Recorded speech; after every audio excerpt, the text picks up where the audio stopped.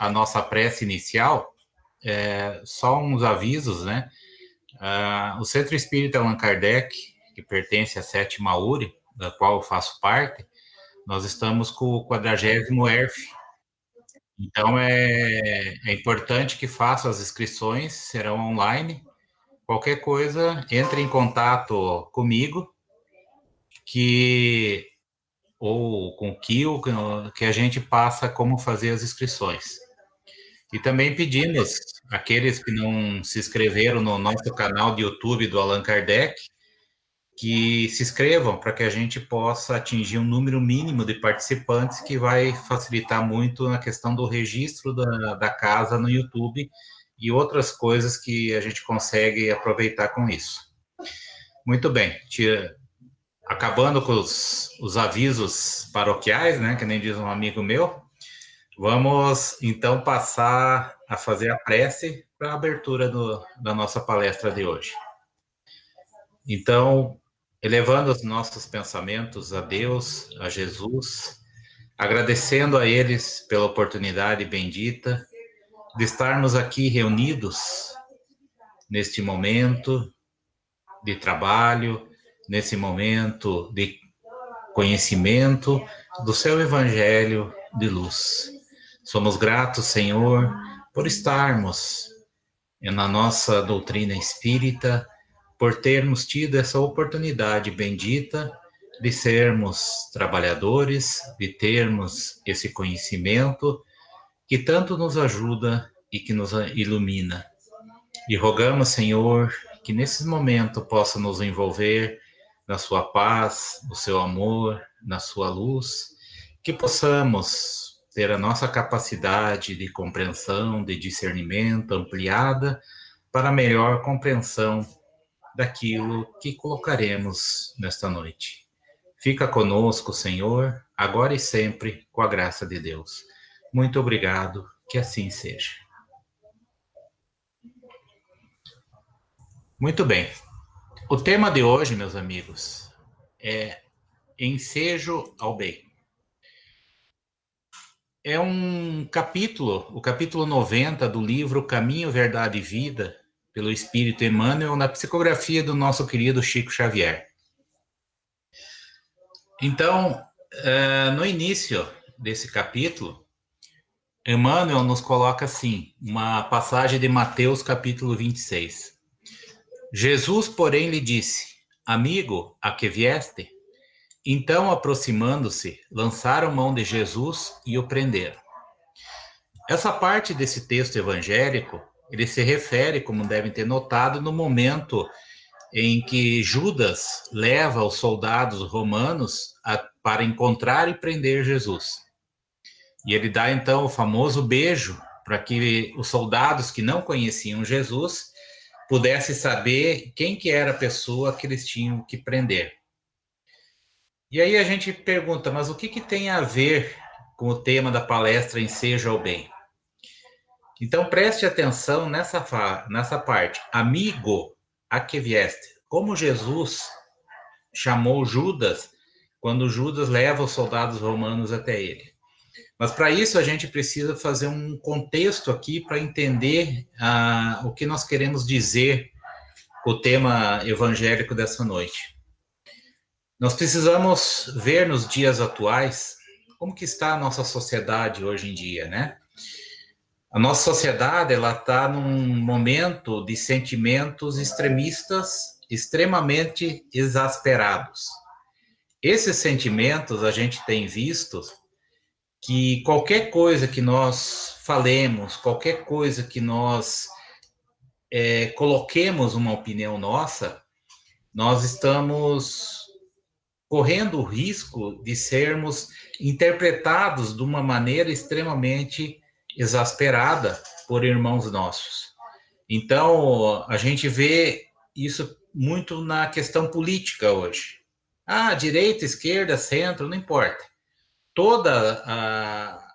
Os tipos de relações que nós estamos tendo hoje são relações extremamente num limite acima do tom, vamos dizer assim. Então, qualquer coisa que se fala Ah, você é preconceituoso, é isso, é aquilo. Não necessariamente quando nós expressamos uma opinião nossa, nós somos isso ou aquilo. Então, há uma dificuldade das pessoas aceitarem que você tem uma opinião diferente delas. Sempre foi problemático essa questão da comunicação em si, né? De você ter uma opinião diferente dos outros. Mas a gente nota nesses momentos que isso se tornou algo extremamente difícil das pessoas conseguirem dialogar. E nisso daí nós temos também questões que o momento atual vivido com essa questão da pandemia, né, que nós estamos, que gera medos, inseguranças, mas também revela muitas máscaras, são retiradas muitas máscaras de pessoas que tinham um determinado comportamento por fora, mas por dentro o sentimento era diferente. Então, essa pandemia, ela vem justamente para provocar mudanças nas pessoas, para fazer com que as pessoas realmente coloquem para fora aquilo que são. Então, não, a gente imagina, né? Todo mundo imaginava que a grande mudança no mundo seria através de uma guerra, como a gente propriamente conhece, mas na realidade ela está acontecendo com uma guerra contra um vírus, um ser que a gente sequer consegue enxergar, mas que já causou quantas mortes no mundo inteiro, não é só o Brasil. Mas ele também, tudo tem dentro de uma programação. Não vamos imaginar aqui de que isso está acontecendo aleatoriamente. Não, existe toda uma programação. As pessoas que estão desencarnando, elas teriam a sua desencarnação proporcionada pela essa questão do vírus, salvo aquelas em que se colocaram numa condição insegura deliberadamente, que é que nem nós comentamos do suicídio, né? O suicídio você pode ter um suicídio inconsciente, quando você exagera na condução de um veículo, numa condição imprópria, andando a 200 quilômetros por hora e sofre um acidente, você, nesse momento, você está trilhando num caminho seguro que não necessariamente seria a tua programação reencarnatória. Mas, de uma maneira geral, a grande maioria estão desencarnando pelo a sua própria programação reencarnatória. Como eu já falei, a questão do suicídio, né, na nossa sociedade também, a gente tem visto o aumento do suicídio, como já era previsto por Allan Kardec no livro Obras Póstumas, que são apontamentos de Kardec, são temas que ele deixou e foram compilados nesse livro após a sua desencarnação. E lá ele fala que os dois indicadores de que que estava chegado os tempos dessa transformação, um deles seria o aumento de suicídios, inclusive de crianças, e ele coloca como loucura, mas loucura é uma palavra que não se utiliza hoje. Nós temos diversos transtornos psiquiátricos, psicológicos, e nos seus diversos graus, e isso a gente vê realmente acontecer no momento em que nós estamos. E uma coisa que a gente vê muito também é a tal da fake news, né? Popular fake news, aonde são publicadas mensagens falsas nas redes sociais e são promovidos verdadeiros julgamentos e linchamentos de pessoas que são expostas a essas fake news. Não estamos aqui nem entrando no mérito da pessoa estar ou não envolvida em uma coisa ou outra. Mas o fato é que a rede social promove esse julgamento e linchamento de muitas pessoas e que depois, mas depois descobre, faz uma retratação. O problema é que quando faz uma retratação, ela nunca é igual, nunca não tem o efeito igual como essa pessoa foi atingida. Então, é esse julgamento que nós temos das pessoas e que esse julgamento e condenação que nós fazemos já era inerente à nossa vida social. Só que não estava no meio da informática, da internet, então estava mais restrita realmente à nossa convivência social. Mas o ser humano tem muito essa característica de julgar as pessoas, de colocar um rótulo neles como se essa pessoa fosse sempre mal. Então, alguém que vai, de repente, comete um ato criminoso, por exemplo, e as pessoas falam, não, mas eu já sabia, eu tinha certeza, porque esse aí não presta desde a família não presta, ele não presta desde o berço. E a gente cria esse estigma para essas pessoas, né? Então, há esse julgamento já há muito tempo. A única questão é que agora, com as redes sociais, realmente atingiu um patamar muito grande. Mas nós temos que puxar duas passagens evangélicas para ver algumas hipocrisias que nós, seres humanos, temos quanto a essas questões de julgamentos e linchamentos. Em Mateus capítulo 7, no Evangelho segundo o Espiritismo, capítulo 10, tem o tópico 9 e 11. O 9 fala assim: como é que vedes um argueiro no olho do vosso irmão, quando não vedes uma trave no vosso olho? Quer dizer, quem tem telhado de vidro não deve jogar pedra na casa do vizinho, em outras palavras. E essa é a realidade. O argueiro é um cisco, uma coisa extremamente pequena. E uma trave, a gente sabe, é algo, uma madeira extremamente grande, né? Então, Jesus fala que a gente não vê um cisco, né? A gente vê um cisco no olho do nosso irmão, mas no nosso olho tem uma coisa enorme e a gente não enxerga.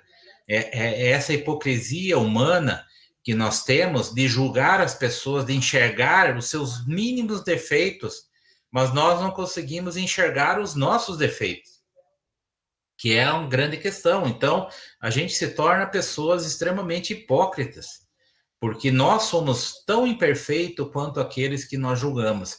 A psicologia nos fala que nós enxergamos nos outros os defeitos que nós temos e também as qualidades, logicamente. Então, o que nós estamos enxergando que aquela pessoa é vaidosa, é orgulhosa, é porque nós temos esse tipo de sentimento. No item 11, ele fala assim: não julgueis a fim de não ser julgados, porquanto sereis julgados conforme houverdes julgado os outros. Empregar-se-á convosco a mesma medida de que vos tenhais servido para com os outros. Então, quer dizer, a justiça divina, ela é perfeita. Ela vai nos julgar da mesma maneira que nós estamos julgando as outras pessoas. O mesmo tipo de imposição que nós tivermos de julgar a essas pessoas, nós seremos julgados. Então ele fala, não julgue, em outras palavras. Não julgue por quê? Porque nós somos tão imperfeitos quanto aqueles a quem nós estamos criticando. Beleza, e agora? Agora a gente vai ver a questão de Jesus. Por que Jesus falou amigo a Judas? Porque a gente tem que lembrar que Jesus sabia de tudo que iria acontecer. Basta dizer que após a transfiguração do Jesus no Monte Tabor, o Monte das Oliveiras, né, os discípulos interrogaram ele. Por que dizem que os escribas dizem que é preciso que isso aconteça antes que volte Elias? Daí Jesus responde: é verdade que Elias há de vir e restabelecer todas as coisas. Mas eu vos declaro que Elias já veio, e eles não o conheceram e o trataram como lhes aprouve, quer dizer, como eles quiseram. E é assim que farão sofrer o Filho do Homem. Presta atenção, é assim que farão sofrer o Filho do Homem. Daí os discípulos reconhecem que ele estava falando de João Batista. Isso se encontra também em Mateus capítulo 17 e Marcos capítulo 9. Então, Jesus nos diz claramente, porque o que fizeram com João Batista? Eles prenderam, torturaram e acabaram por matá-lo. Não importa a maneira como ele foi assassinado. Ele foi decapitado, não é a questão de Jesus. Não é a maneira. O fato é que ele aconteceu com Jesus basicamente a mesma coisa. Foi preso, torturado e acabou sendo assassinado posteriormente. Mas Jesus sabia que isso iria acontecer. E ele se preparou e preparou seus discípulos para isso, mas infelizmente eles não conseguiram entender. Então vamos ver agora o que Emmanuel nos fala. Nós vamos, parágrafo a parágrafo, analisar o que Emmanuel nos traz sobre essa questão de Jesus, que quando ele chama Judas de amigo. É significativo observar o otimismo do mestre, prodigalizando oportunidades ao bem até o fim de sua gloriosa missão de verdade e amor junto dos homens. Cientificara-se o Cristo com respeito ao desvio de Judas, comentara amorosamente o assunto na derradeira reunião mais íntima com os discípulos. Não guardava qualquer dúvida relativamente aos suplícios que o esperavam. No entanto, em se aproximando, o cooperador transviado beija-o na face, identificando-o perante os verdugos e o mestre, com sublime serenidade. Recebe-lhe a saudação carinhosamente e indaga: amigo, a que vieste? Então veja aqui, Jesus, quando ele recebe Judas com essa palavra amigo, que a gente sabe que é muito profunda, ainda mais vindo de alguém como Jesus, ele estava dando a Judas uma oportunidade de tomar uma decisão ali. E nós vamos entender um pouco mais adiante sobre isso. Porque Jesus sabia dessa possibilidade da traição de Judas. Porque ele conseguia ver nele a confusão dos seus sentimentos e a própria influenciação das entidades infelizes, porque não imaginemos que tudo que Judas fez foi só da cabeça dele. Havia uma articulação espiritual das trevas, porque os nossos irmãos das trevas, eles ainda acham que eles podem deter a implantação do evangelho no mundo. Eles podem até conseguir retardar, mas eles não vão conseguir evitar que esse evangelho se implante nesse mundo, porque é assim que funciona a obra de Deus. E nada pode deter a obra de Deus. Pode até postergar o progresso, mas não evitará que esse progresso aconteça. Então, Jesus, sabendo disso, ele fala na última refeição, a famosa Santa Ceia, né? Que ele fala: um de vocês há de me trair, que aquilo provoca o maior alvoroço, né, entre os seus apóstolos. E daí todo mundo: serei eu, mestre, serei eu. A Amélia Rodrigues nos relata que Judas estava tão pensativo naquilo que ia fazer, que ele sequer se tocou daquilo que Jesus falara. Enquanto os outros apóstolos estavam aflitos em saber quem que trairia o mestre, Judas estava totalmente alheio àquele momento, totalmente inconectável para receber alguma influenciação positiva, para que ele não cometesse o ato que ele cometeu.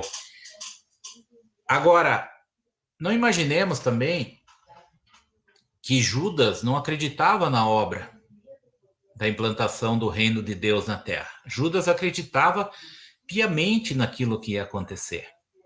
Só que o problema dele é que ele não compreendeu como que isso aconteceria. Ele tinha uma ideia igual ao povo judeu, quando esperava o Messias. O povo judeu imaginava o Messias que viria cavalgando um grande cavalo, com as suas armaduras e com o seu exército, para libertar eles do domínio do jugo romano. E Judas imaginava mais ou menos no mesmo caminho. Então, o que ele pensou? Eu vou lá, vou combinar com os caras, e isso com a influenciação, aproveitando esse desalinho de pensamento dele, eu vou pegar e vou fazer com que a coisa aconteça. com que Jesus realmente faça a revolução no mundo e implante esse reino de Deus, porque ele estava ansioso, ele queria que isso acontecesse logo, porque ele acreditava realmente nas coisas maravilhosas que Jesus demonstrava sobre o reino divino. Então ele fez esse acordo, né, com os senhores da lei, com os fariseus, aceitou as moedas, porque Judas, na sua profissão, ele era um comerciante. Ele pensou naquele dinheiro, porque esse movimento nascente que se implantaria precisaria de verbas para que pudesse dar início, né, à implantação desse reino de Deus. Para a gente ver como que realmente ele não entendeu que não era uma questão material a implantação do reino de Deus. E assim ele foi até o fim nesse plano que ele teve junto com as entidades trevosas e até concretizar, e aí a gente conhece toda a história. Só que Jesus, sabendo de tudo isso, ele chegou e continuou chamando a Judas de amigo. E é uma coisa interessante, e eu acho que é importante até a gente colocar, que mesmo dentro das religiões atuais, existe muita questão de religiões querendo atuar politicamente. A doutrina espírita, ela também até hoje nunca se envolveu politicamente. Teve pessoas, né, o próprio Dr. Bezerra de Menezes, que foi um político. Mas ele era um político, ele era um espírita que se tornou político. Ele não era um político espírita. E essa é uma grande confusão que se faz, muitas vezes, porque existe até movimentos de algumas correntes que dizem que a doutrina espírita tem que se envolver, que a doutrina seria uma doutrina mais de esquerda, mais que direita. Ela, no seu conceito de amor, de fraternidade, ela é de direita, é de esquerda, vai se encaixar em algum modelo ideológico, vamos dizer assim, por aquilo que ela prega. Mas ela não tem, eu sou politicamente de direita, politicamente de esquerda. O que essas pessoas que querem que a doutrina espírita se envolva politicamente não estão compreendendo é que a doutrina espírita, a grande finalidade dela é a transformação moral dos homens. Para que esses homens transformados moralmente, uma moral firme, uma moral que não tenha perigo de falhar, que essas pessoas, sim, possam se tornar, talvez, políticos, empresários, mais fraternos, e que esses homens, sim, mediante os princípios do Cristo, façam as transformações necessárias que podem ocorrer, que podem colaborar, digamos assim, com essa implantação do reino de Deus nas diversas áreas de atuações humanas. Mas não é a doutrina espírita se transformar numa entidade política. Ela simplesmente tem que transformar os homens, para que esses homens, se assim desejarem, se sentirem realmente com essa propensão, eles possam se tornar bons políticos, bons empresários, bons em qualquer área que trabalhe. Essa é a grande finalidade da doutrina. A doutrina tem que ser apolítica, ela não tem que estar do lado de nenhum partido político. E, infelizmente, a gente tem visto não só esse movimento, mas também muitos espíritas que estão se envolvendo à direita e à esquerda. Nós podemos até concordar às vezes, mais com a direita, mais com a esquerda, mais com o centro, mas não devemos nos envolver dessa maneira. Podemos ir lá e votar em quem nós quisermos, mas não querer fazer campanha e discutir, principalmente dentro de casa espírita, discutir sobre assuntos dessa envergadura, porque ali não é local para isso.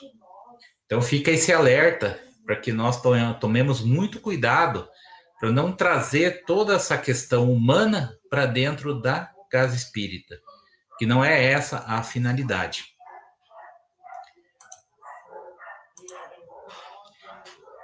E aí continua nosso irmão Emmanuel. Seu coração misericordioso proporcionava ao discípulo inquieto o ensejo ao bem até o derradeiro instante. Então, quer dizer, Jesus, até o último instante, quando ele chama Judas de amigo, ele está dando a oportunidade de Judas tomar uma decisão para o bem, o ensejo ao bem. Porque ele sabia que Judas, que nem eu comentei, que Judas acreditava no reino de Deus. Mas Judas acabou tomando uma decisão errada. E aí vem uma questão que a gente precisa salientar, que ninguém vem programado para fazer o mal. É uma questão do uso do livre-arbítrio. A questão 636 do Livro dos Espíritos é perguntado se são absolutos para todos os homens o bem e o mal. E olha a resposta. A lei de Deus é a mesma para todas. Porém, o mal depende principalmente da vontade que se tenha de o praticar. Então, nós não somos obrigados a praticar o mal. Ninguém vem a essa vida programado para ser um assassino. Ninguém vem a essa vida programado para fazer o mal para quem quer que seja. Hitler não veio a essa vida para ser o Hitler, para fazer todas as coisas hediondas que fez na sua reencarnação. Então, nós viemos para fazer o bem, para que nós possamos evoluir e resgatar o nosso passado. Só que, muitas vezes, nós acabamos recaindo. Por exemplo, Júlio César, ele reencarna como Napoleão Bonaparte na França, e uma das missões de Napoleão Bonaparte era preparar o caminho para o advento do espiritismo. Só que o que aconteceu com Napoleão? Na sua inteligência militar, mas só que a sua índole de poder, de necessidade de satisfazer o seu ego, ele acabou caindo novamente naquela velha questão do problema que César também caiu.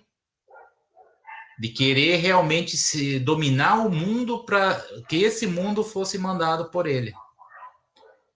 Agora, ele veio com essa... Não, isso é algo do ser. Ele veio com uma missão muito maior, pela sua inteligência, sua capacidade, mas acabou se perdendo nesse caminho.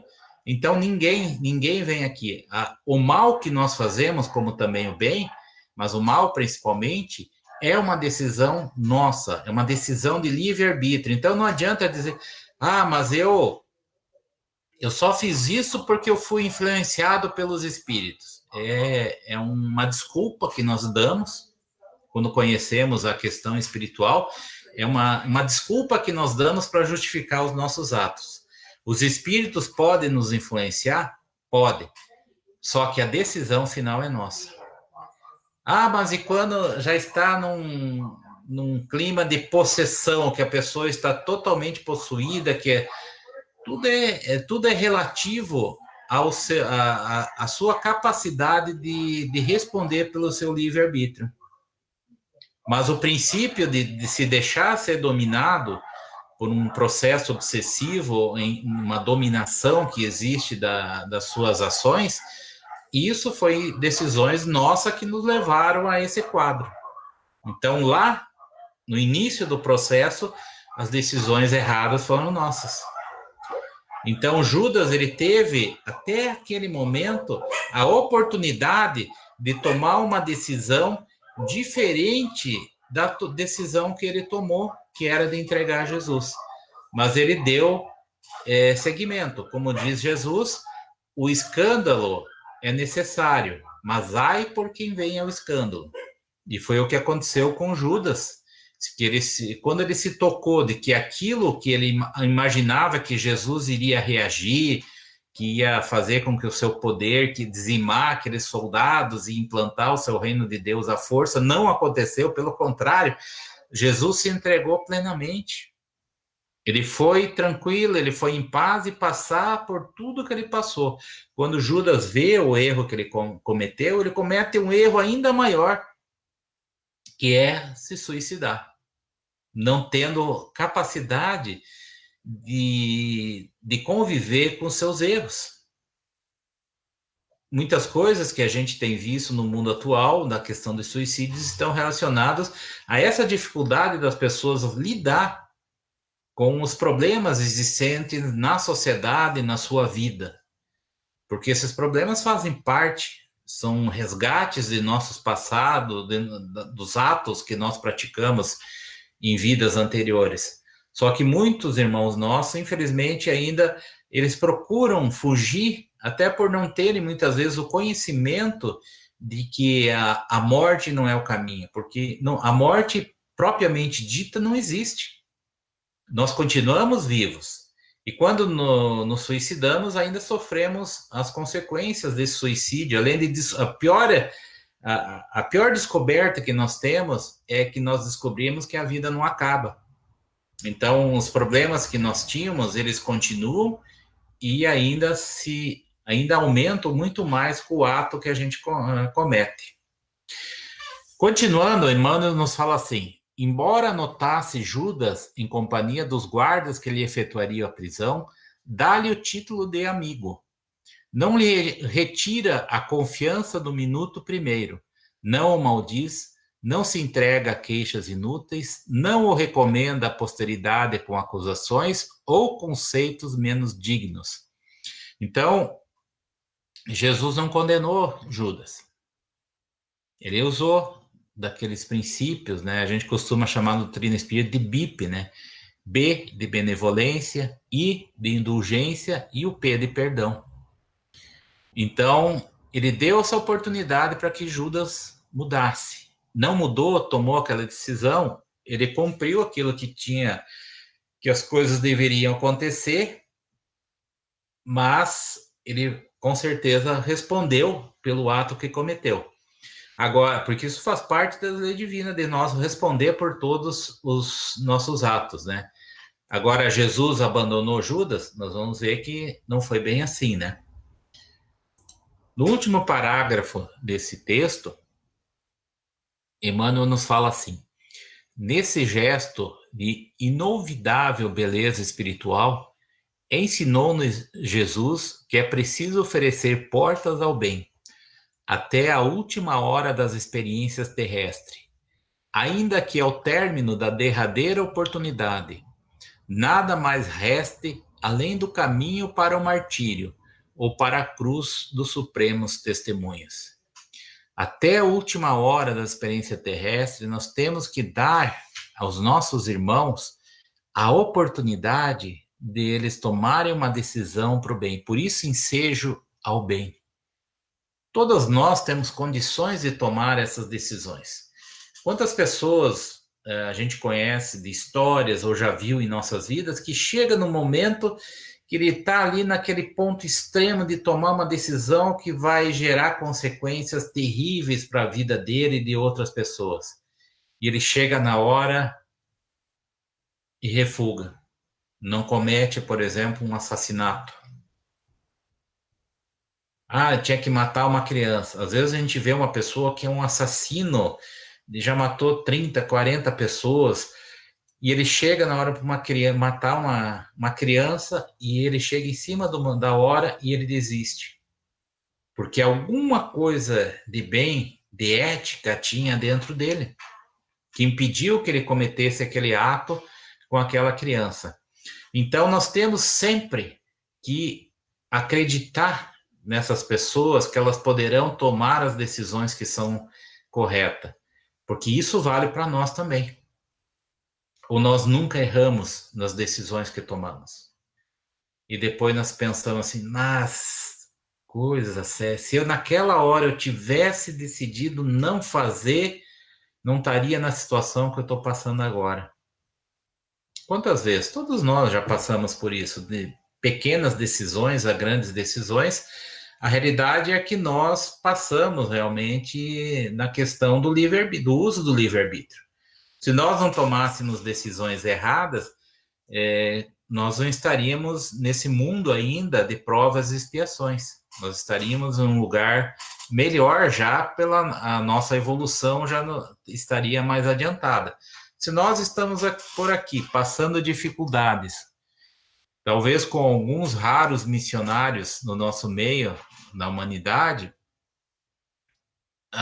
com certeza nós já erramos no passado e estamos resgatando esses nossos erros.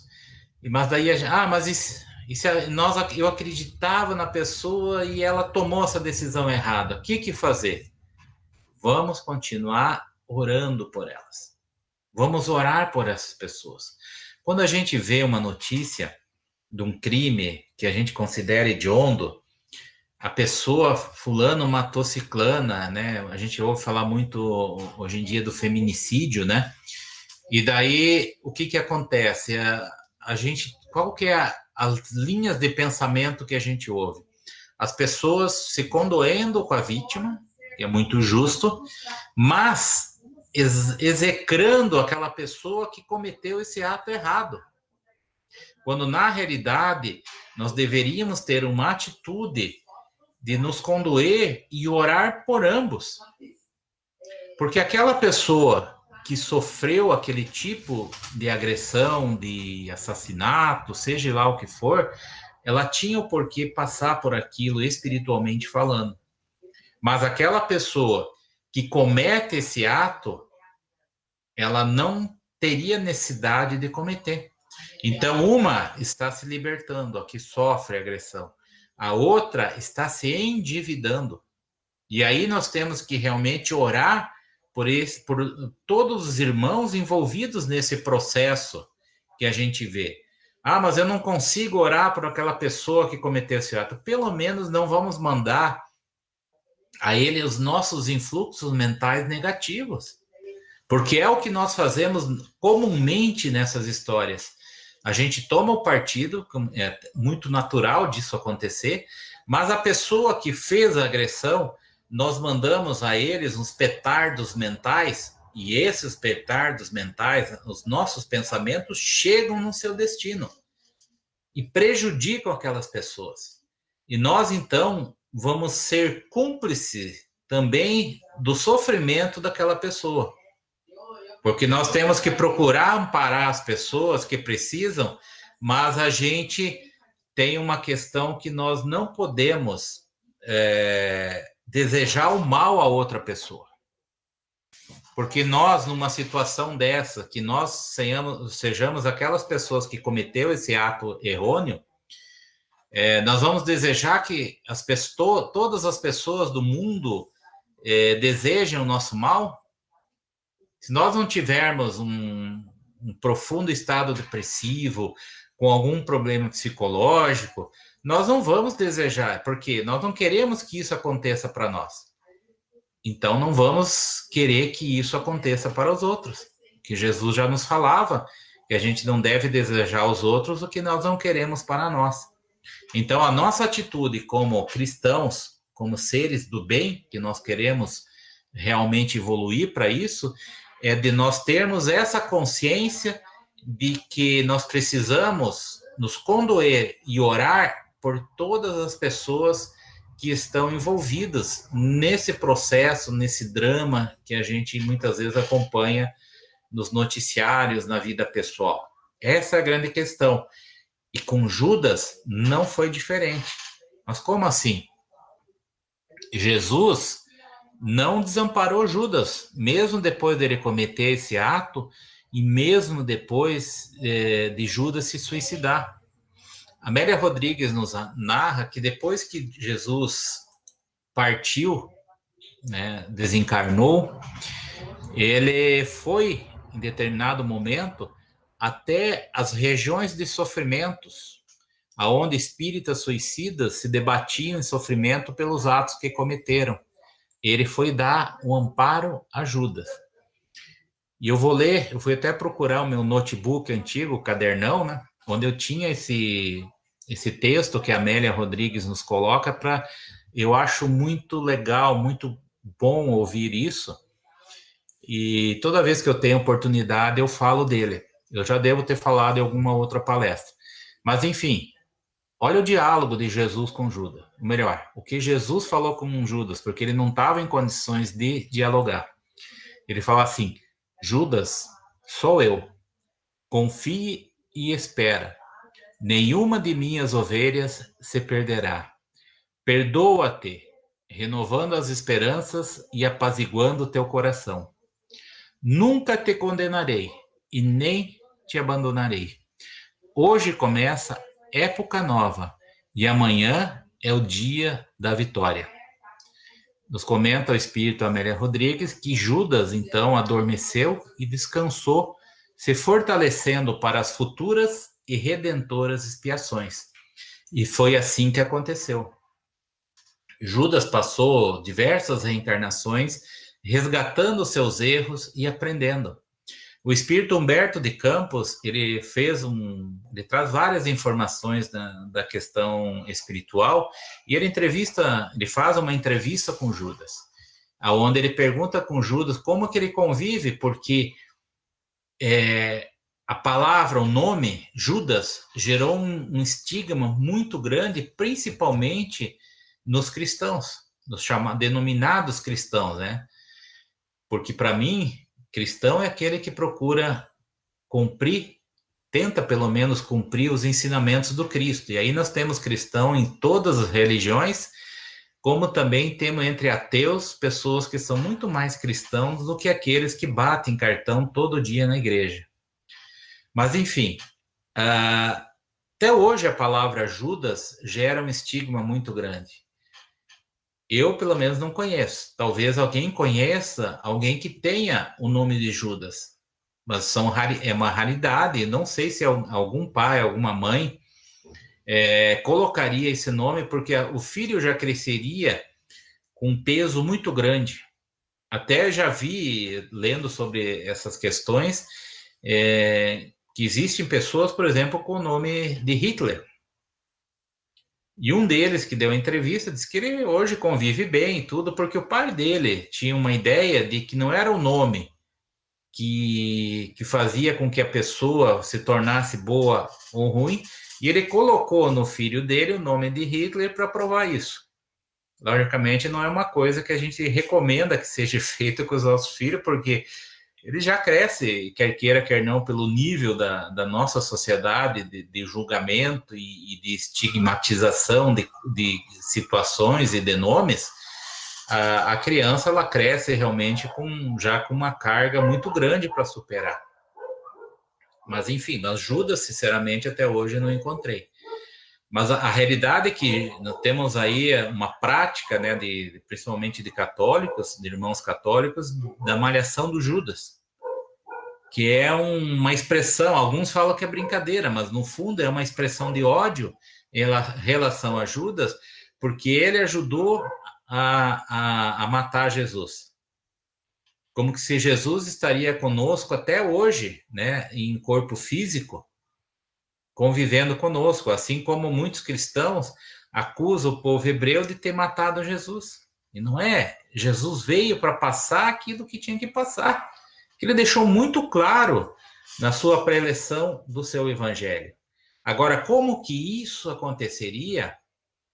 Aí depende realmente de cada um. Cada um veio determinado para fazer isso, aquilo, coisas no bem, sim. Coisas no mal, nenhum veio com aquela certeza absoluta de que iria praticar. Mas as pessoas, pelas suas tendências, pelas suas perturbações emocionais, acabam servindo de instrumentos divinos para que as coisas se cumpram. Às vezes, vamos pegar na nossa atualidade, uma pessoa tem uma necessidade de desencarnar por uma morte violenta. E nessa vida não fez nada que conseguisse fazer com que ela tivesse mérito para não passar por isso. Essa morte violenta, ela vai ter que acontecer por um tiro, por um acidente que alguém provoque de carro, qualquer coisa assim. Agora, uma pessoa específica vai ser destinada, por exemplo, para assassinar alguém? Não. Vai acontecer a situação em que essa pessoa vai estar naquele lugar onde não deveria estar, normalmente. Só que ela vai por quê? Porque era essa a programação reencarnatória dela. Agora, aquela pessoa que de repente vai cometer esse assassinato, ele tem até o último instante, antes de disparar a arma, para tomar uma decisão contrária daquilo. Então, que nós possamos pensar sobre essa questão. né, dos pensamentos que a gente tem exalado a nível evangélico. São momentos perturbadores, mas nós temos o Evangelho do Cristo ao nosso lado. Nós temos Jesus como guia da nossa humanidade. É Ele que comanda o nosso mundo, desde a sua formação até os dias atuais, e não vai deixar que nenhuma de suas ovelhas se perca. Nós somos as ovelhas do Cristo. E todos nós temos que trabalhar para ajudar nesse processo.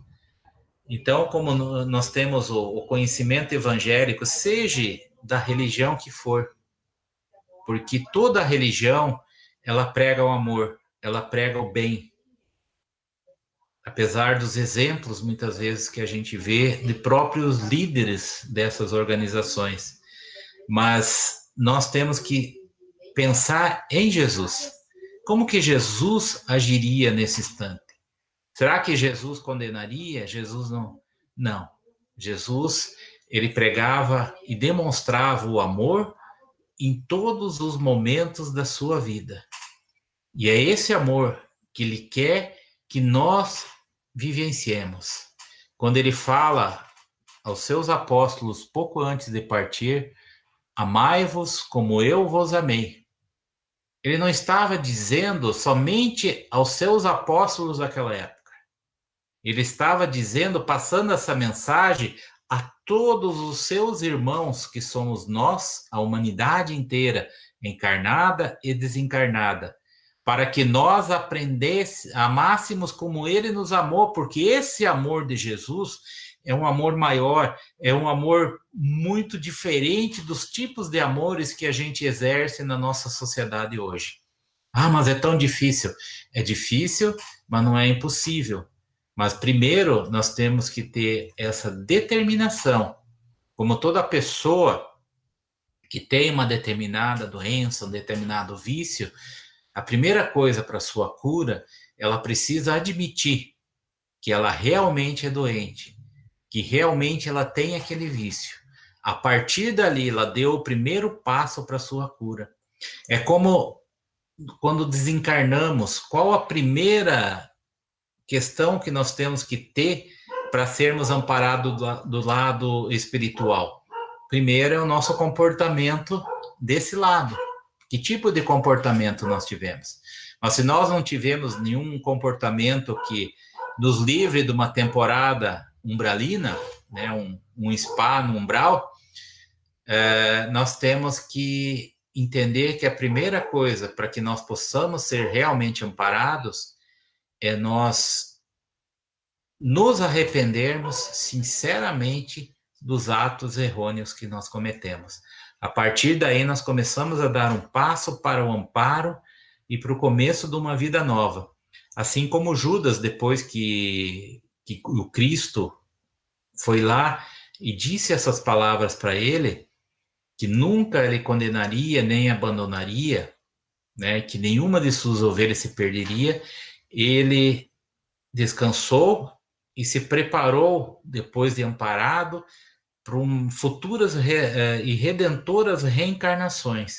E hoje é um espírito luminar, um espírito que superou todas essas circunstâncias e situações pelo que os seus atos o levaram. E hoje é um dos grandes trabalhadores do Cristo. Então, que nós possamos ter em nossa vida, em nossos atos, o Jesus como guia e modelo de nossos pensamentos, de nossos atos, de nossas decisões. Então, que a paz e o amor de Jesus possam nos envolver nessa noite, nos dias seguintes, em todos os momentos da nossa vida. Então, nós vamos agora então fazer uma prece de encerramento para que possamos então finalizar a noite de hoje, o trabalho dessa live, né?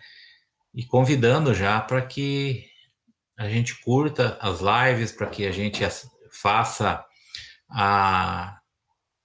as inscrições, né, no Face e no YouTube das casas do Vicente de Paulo, também do SEAC de Mafra, do Allan Kardec de Mafra, para que a gente possa receber as informações das atividades. Então, com os nossos pensamentos elevados a Deus e a Jesus, agradecemos por esses momentos de conhecimento e ensinamentos em que nós podemos receber, Senhor, a vossa mensagem magnífica, a vossa mensagem benfazeja, que tanto precisamos nos rumos da nossa vida. Rogamos, Divino Mestre, que nos ampare, nos ilumine, ilumine os nossos familiares, nossos entes queridos, encarnados, desencarnados, e o nosso mundo, Senhor. O nosso mundo nesse momento de transformação, nesse momento em que somos colocados à prova dos nossos testemunhos de fé e de firmeza no Evangelho do Pai Celestial. Fica conosco, Senhor, agora e sempre, com a graça de Deus. Muito obrigado, Senhor, que assim seja. E sempre lembrando, né, vamos fazer as inscrições para o 40º ERF. Só procurar nos sites da casa, aí tem as informações de como se inscrever. Uma boa noite a todos e que a paz de Jesus nos acompanhe. Muito obrigado.